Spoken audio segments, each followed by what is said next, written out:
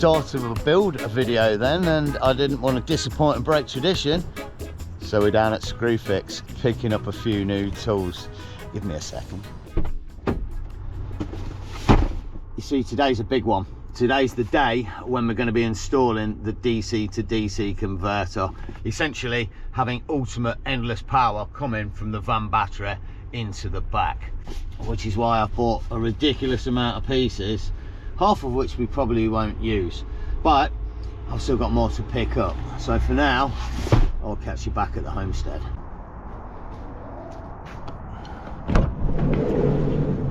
Oh no. Oh no. Ah, oh, this is not gonna work. Give me a minute. Well, that's looking a little bit cleaner and tidier and ready to go. Coffee. Oh, nice. Hang on a minute. There's a coffee. Oh, everything starts with coffee. But let me show you what tools we've acquired for today's mission. Because today I'm going to be trying to install this, the Blue Yeti Charger 1, I think it's called. It's basically a DC to DC converter. It's going to recharge my power unit at 500 watts per hour when the engine's running, and it is insanely good. I've got one in the Galaxy or the Crib already, and I've been using it for about a year, so I'm well aware how decent they are. In terms of tools,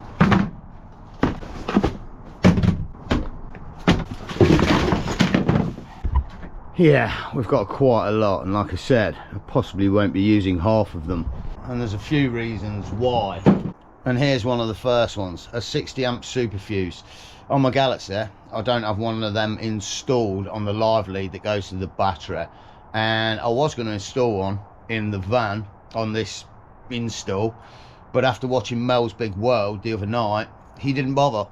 So for now, I'm not going to bother either. Also, because I don't actually have a crimping tool for the lugs that go on the end of the cable as yet. So yeah, maybe next week, week after, or a few weeks time, we'll do it again and we'll put the super fuse on.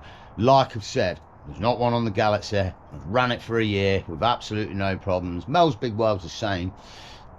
There's no issue with it. The second issue and thing that I probably won't be using is this conduit. This is 20mm conduit, and I've got two 16mm cables, so they basically don't fit in there. But originally my idea was to split the cables and feed one through each bit of conduit. I'll show you where on the B pillar later. But the cabling that comes with that Charger one has got not so much a shielding on it, but it's got a bit of cover over the cable, so it may suffice. So that possibly won't get used as well. I should have bought 25 or 30mm, but I'll be honest, I'm a little bit limited for time at the minute. If I'd bought that on eBay, I could have got it for a couple of free quid. Screwfix, 15 quid for that, and the 30mm is about £40 a roll, and I'll literally lead less than a metre. So yeah, quite a big chunk of cheese for something that I possibly won't use. On top of that, we've got quite a collection of goodies.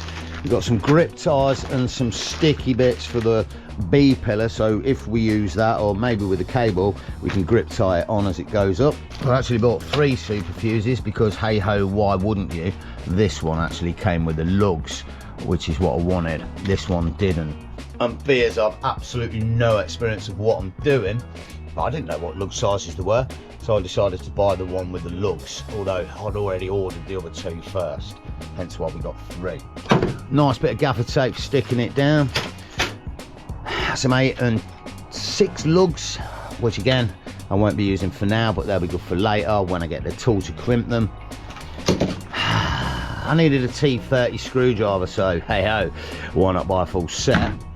And a nice multimeter, a proper one this time. Big thumbs up. Got a load of grommets, some with holes and some without. Yeah, I'm gonna need one, so I decided to buy 200. Couldn't buy them in singles, obviously. And to drill the hole that those lugs are going in, we've got 25mm cutter, and we've got what's called an arbor that goes on the drill. And I say what's called an arbor that goes on the drill because I haven't got a clue. I've had to research and find that out, and I really kind of want to say this now because I think some people in the comment section are questioning whether I'm playing up for the camera with my lack of knowledge on this build. Well, no, I'm not. I generally aren't. This is not my forte.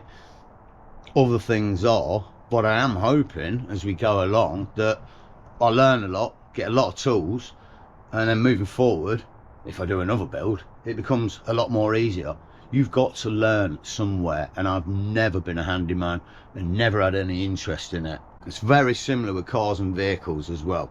Never had an interest in it, so never learned anything about mechanics. But in terms of the van build, hey ho, here we are now.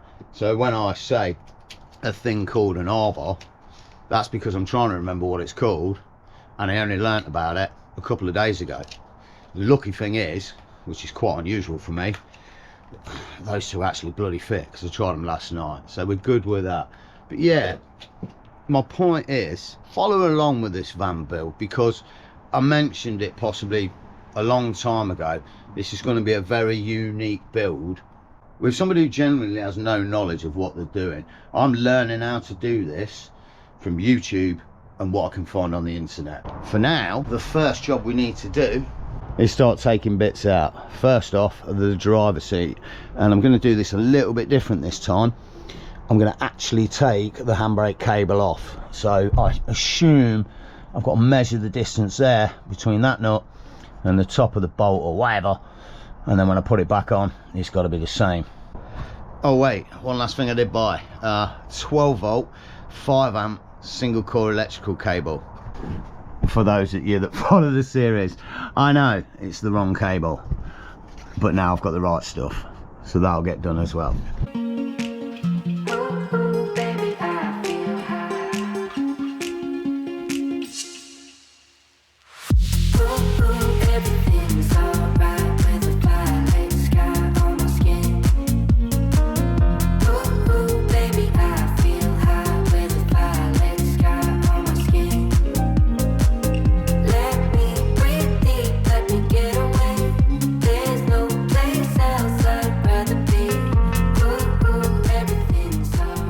I'll tell you what, I'm not going to moan about that.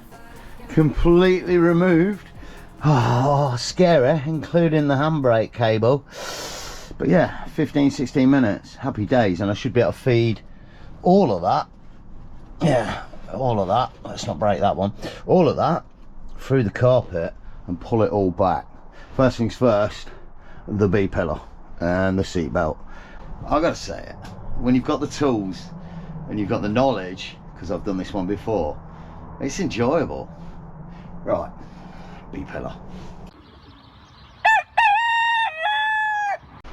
Wow, good morning, and welcome to a bit of a rainy day. My back's getting wet like I'm stood in the shower, but we've no choice. We've got to crack on. And here's one, the side step, driver's side and passenger side. I couldn't find a video that tells me how to take these out. Every video I find is for the sliding side step. From what I can gather, you just pull this up once you've removed the B-pillar. It doesn't seem to be working. Oh, it does work. Wow, how have I not broke any clips? Damn it, I should have bought some replacement ones of these. You can get them. Looks like I want one there. We've got all the clips though. I'll be honest, well, let's get out of this rain. That's kind of where I'm going with this job.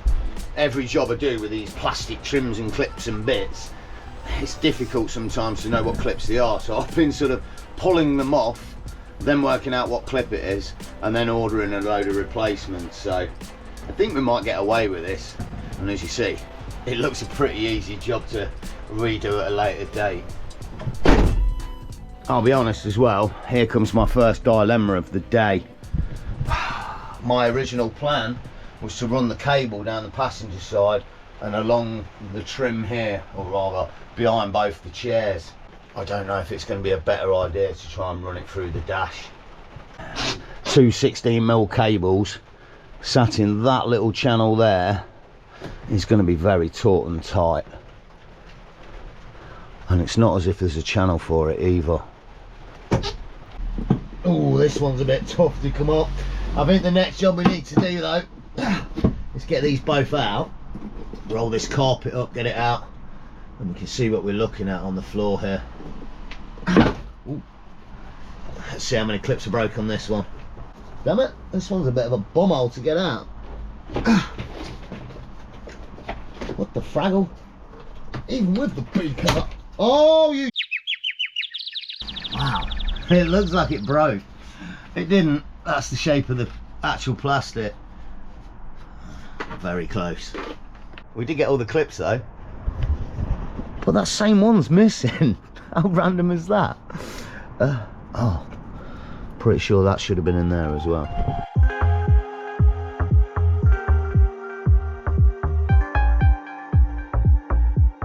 Well, I have to say, most of the jobs I've done so far, I've been relatively confident I can do the job, or relatively confident I can put it back. I'm not sure about this rubber floor. This is going to be bad to get back in. There's two options: just sort of pull it out, which I'm going for, or remove half of this bottom dash, which to get it out, it's not beef, but to get it back in, yeah, it's going to be tricky.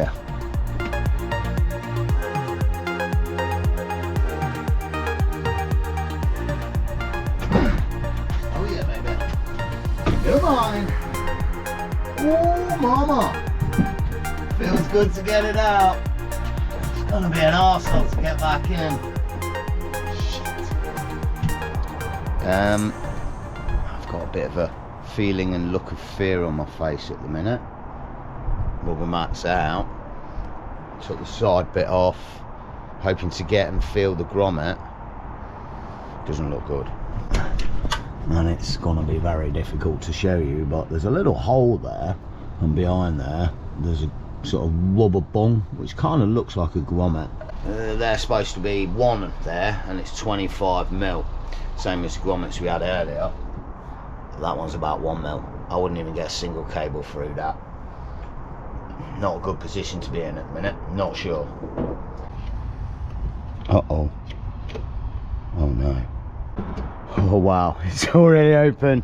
I was a little bit worried I'd disconnected some cable that I shouldn't have. I think our next angle of attack, see what the heck's going on is, we're going to have to get behind there, behind the battery, and take all this shiznick off and see if we can find that grommet.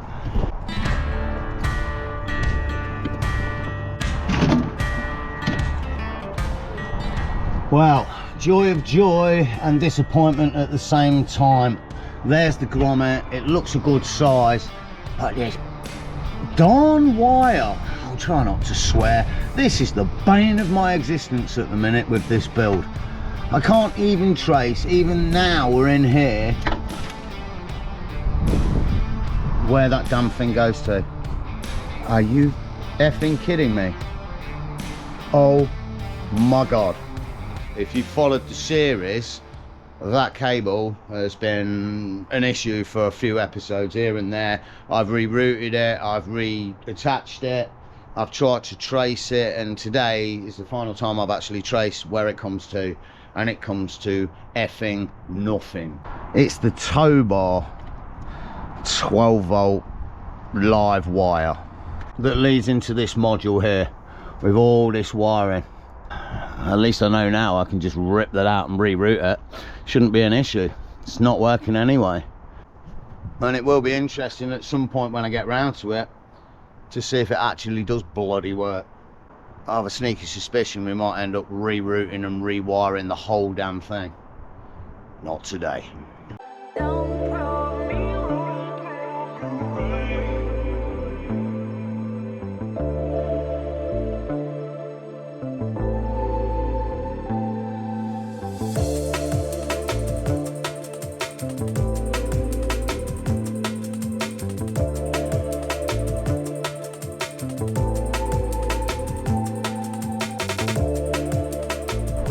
Well, looking a lot more cleaner in there, and happy to say we've got one cable to feed and then we're on the return journey. But I just want to point this out because here's another little learning curve, and let's learn together. This van, I don't know if it's the same for all, has got 4 pillars.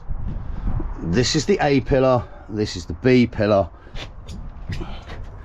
right in the middle, where we can't really see because it's been blurred out, is the C pillar, and right at the back, apparently near the barn door, is the D pillar. Now, I spent a considerable amount of time trying to work out how to feed the DC cable through this B pillar, and it was only because I typed the right thing into Google a couple of nights ago I found the answer. Because I was fiddling around all behind here to try and find a hole and couldn't, and was going to drill a hole in there until my friend told me if I drill into the B pillar I won't be able to legally drive the van on the road. Luckily, the other night I found the answer, and I can't show you, but somewhere right up there there's actually a hole. So we're going to feed the cable through there, out here, and then I think I'm going to go down this centre channel and up into the grommet. We're close, but we are losing the light, and it's looked like it was going to rain at any second, so let's reel.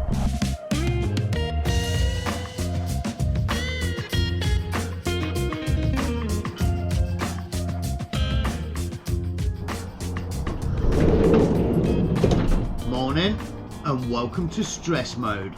Let me explain, because we're in a little bit of chaos in the back here, and it's Saturday at the minute, midday, and in 48 hours I've got to be in Norfolk to pick up the floor, which also means I've got to lay the insulation and the battening before I get over there to pick up the floor. 48 hours. On top of that, let me say something about this tow bar module. What I said yesterday, I haven't got an absolute clue about this thing, but what I will be doing in the next few days or week is researching the actual module. There's a code on there or whatever it is, so I should be able to find out what it is. Then I can find out how to install it, and then from that I can see what's actually going on. But the cable's sorted as it is at the minute. We deal with it later. In terms of this DC cable, we're getting close, although I've had a bit of a headache with it. Originally I'd done it through the top, and last night I tangled some cables up and wanted to detangle them, so I ended up pulling it out, and I've now fed it through the bottom. There's actually a hole at the bottom there. My thinking was I'd end up with more cable. I haven't. I've ended up with the same amount of cable, which mathematically, since the hole's here and the other one's about there, doesn't make sense to me.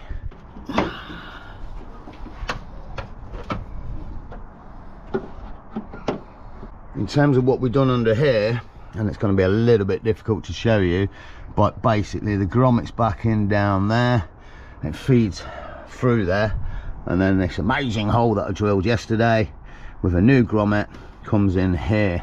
I will put a bit of Sikaflex around this when I'm totally sure that the job's finalised, and I've got super fuse on either here or probably there. Flimsy plastic, more likely here.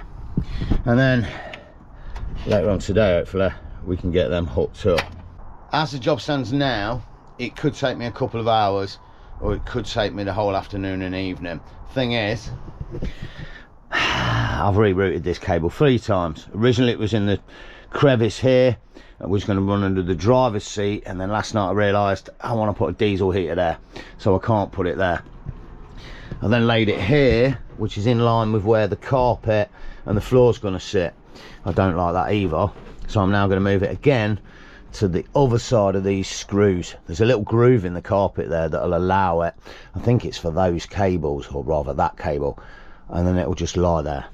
And then after that, we need to get this sorry state of a rubber mat back into the front, and here's where the headache might start. Like I mentioned yesterday, I didn't take any of the plastic paneling off, and it might be very difficult to feed it back under. If it is, I've got to take all of this out, and that could take hours. And I appreciate there's quite a bit of waffling on this video, but I wanted to bring you along for this journey. It's very unique to me. It's all new and it's a massive challenge, so a bit of a unique episode. Let's get that cable moved and let's see if we can get this in. Fingers crossed.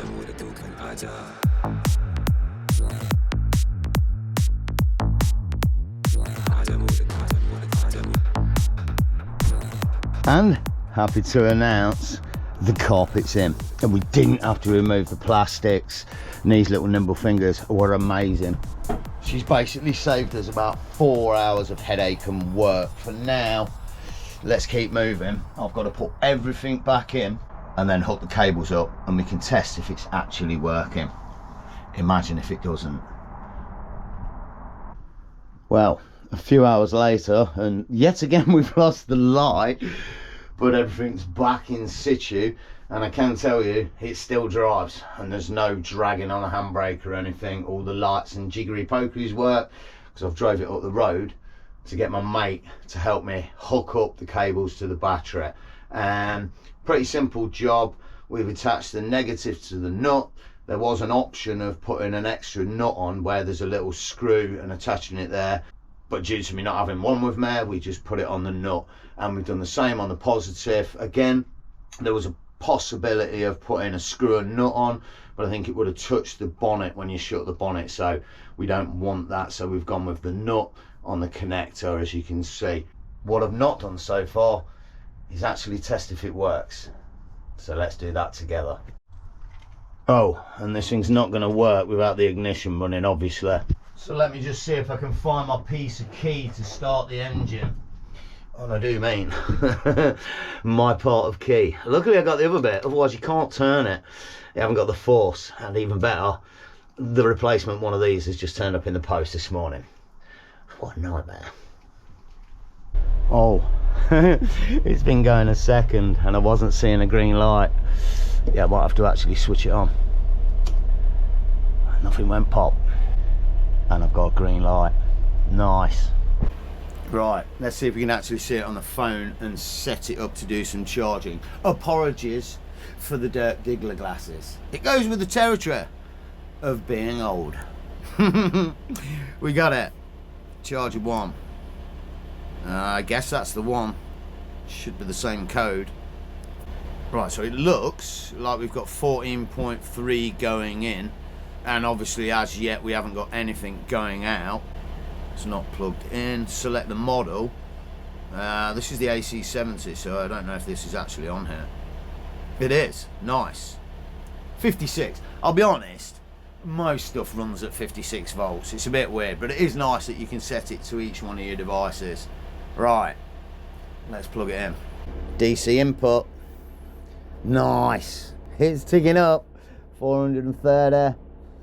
I'm not going to complain with that. One very happy bunny. Mission complete.